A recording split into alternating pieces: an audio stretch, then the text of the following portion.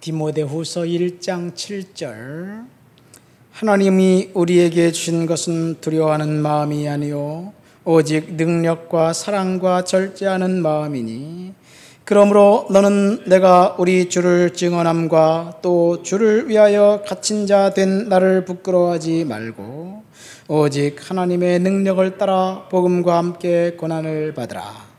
하나님이 우리를 구원하사 거룩하신 소명으로 부르심은 우리의 행위대로 하심이 아니요 오직 자기의 뜻과 영원 전부터 그리스도 예수 안에서 우리에게 주신 은혜대로 하심이라. 이제는 우리 주 그리스도 예수의 나타나심으로 말미암아 나타났으니 그는 사망을 피하시고 복음으로써 생명과 썩지 아니할 것을 드러내신지라.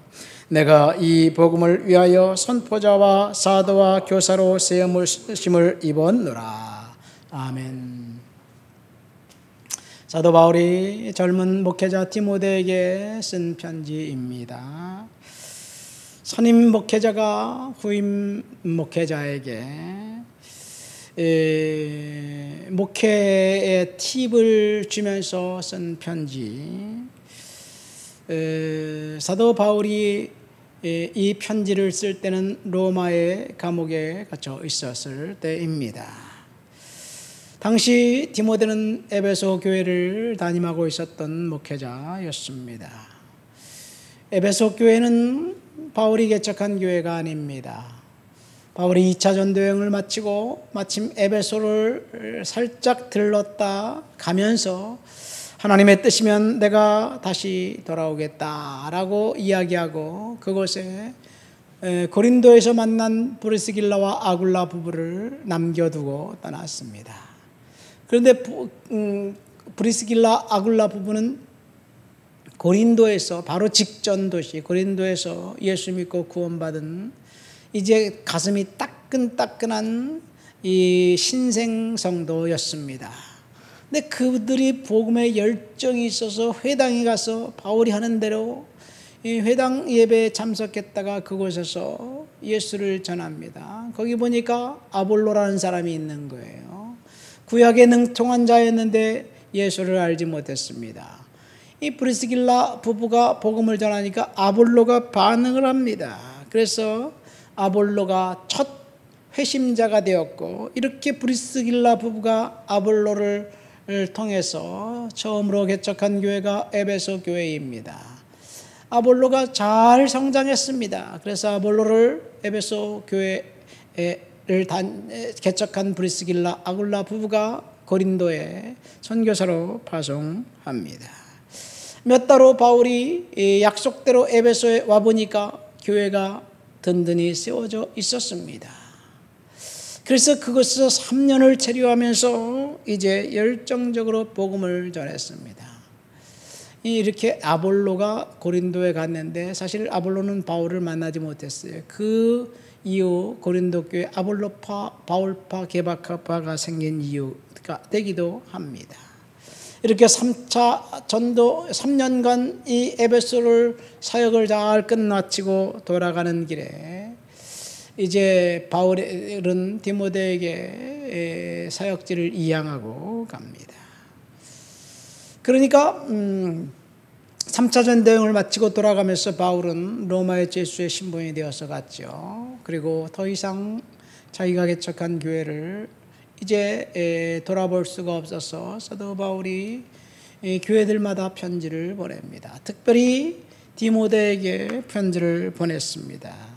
당시 사도 바울이 이 편지를 보낼 당시 그때는 로마의 네로 황제가 이제 지배하던 시대였고 그리고 바울은 앞으로 자기가 얼마 더 살지 못해서 순교당할 것을 알게 되었습니다. 죽은 앞도사도 바울이 젊은 목회자 디모데에게 11절 말씀해 보니까 내가 하나님께서 나에게 반포자와 사도와 교사로 세움 받았다. 너도 가서 그런 일을 해라. 이렇게 이야기를 합니다. 반포자와 교사와 사도로 부르심을 받았고 나가서 복음을 전해라. 그리고 사도 바울은 이 디모데에게 이야기를 합니다. 오늘은 딱 한 가지만 본문을 통해서 우리가 생각해 보면서 나누려고 합니다. 8절 말씀 보세요. 그러므로 너는 내가 우리 주를 증언함과 또는 주를 위하여 갇힌 자 된 나를 부끄러워하지 말고 오직 하나님의 능력과 을 따라 복음과 함께 고난을 받으라. 감옥에 갇혀있던 바울이 그의 젊은 제자 디모데에게 감옥에 갇힌 자 된 나를 부끄러워하지 말아라. 그런 이야기를 한 것 보니까 감옥에 갇혀있는 바울을 디모데가 부끄러워하지 않았는가 생각됩니다.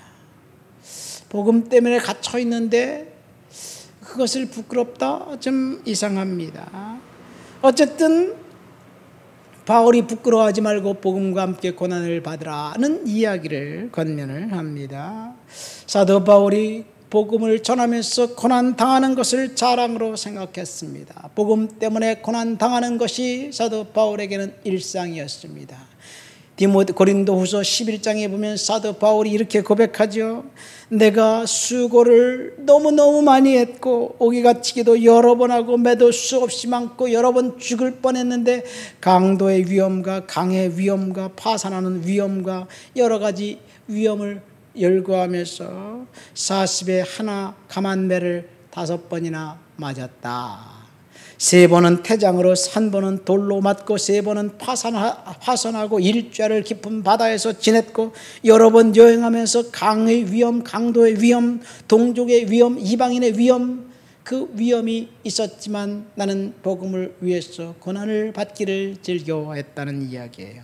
여러 번 자지 못하고 줄이고 굶주리고 춥고 배고프고 헐벗었다. 이런 고난이 있지만 나는 모든 교회를 위하여 염려한다. 이런 이야기를 합니다. 40에 감한 하나 감한 매 5번, 여러분 39번 맞았는데 우리나라 태장과 달라요. 이 기둥에 사람을 묶어놓고 채찍으로 휘두르는 거예요. 말 가죽으로 만든 채찍, 그 끝에는 날카로운 쇠 갈고리가 붙어 있습니다. 채찍이 씩씩 감키면서 끝에는 확 이 그 갈고리가 몸속에 살에 박힙니다. 그리고 채찍을 확 잡아당기면 살이 찢어지지요. 몇 대를 맞으면 온전한 정신으로 가만히 있을까요? 5대만 맞아도 정신이 혼미할 것 같아요. 39대를 맞게 되면 등 모든 온몸이 갈기갈기 찢어져서 마치 젤리처럼 흐물흐물 거립니다. 살이 터지고 갈기갈기 찢어져서 회복될 기미가 전혀 보이지 않습니다. 면도날로 그 상처 낸 것처럼 아주 그냥 깨끗한 상처가 아니에요. 살이 터진 그 상처, 소독약이 있었을까요?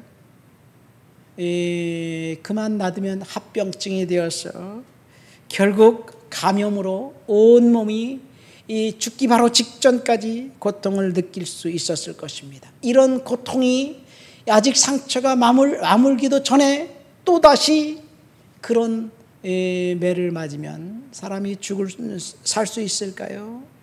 이런 고통을 생각하면서 사도 바울이 복음과 함께 고난을 받으라고 이야기합니다. 여러분, 디모데처럼 젊은 제자는 복음과 함께 고난 당하는 것을 감당할 수 없었을 것입니다. 그래서 감옥에 갇혀 있는 것을 부끄럽게 생각했는지 모르겠습니다. 초대교회 성도들은 복음과 함께 고난 당하는 것을 당연하게 생각했습니다. 여러분, 복음과 고난을 어울리는 조합이라고 생각합니까? 오늘날은 복음과 고난은 어울리는 조합이 아니에요.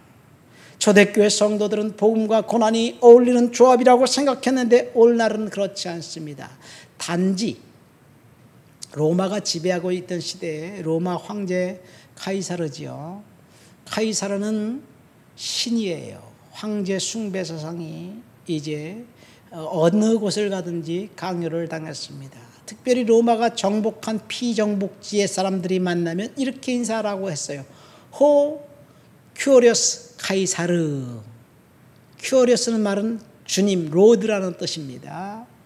카이사르가 주님입니다. 카이사르가 하나님입니다. 이런 고백을 하게 만들고 이런 고백으로 인사하게 만든 거예요. 2차 대전 때 독일에서 하이 히틀러라고 하는 것 똑같은 형국입니다.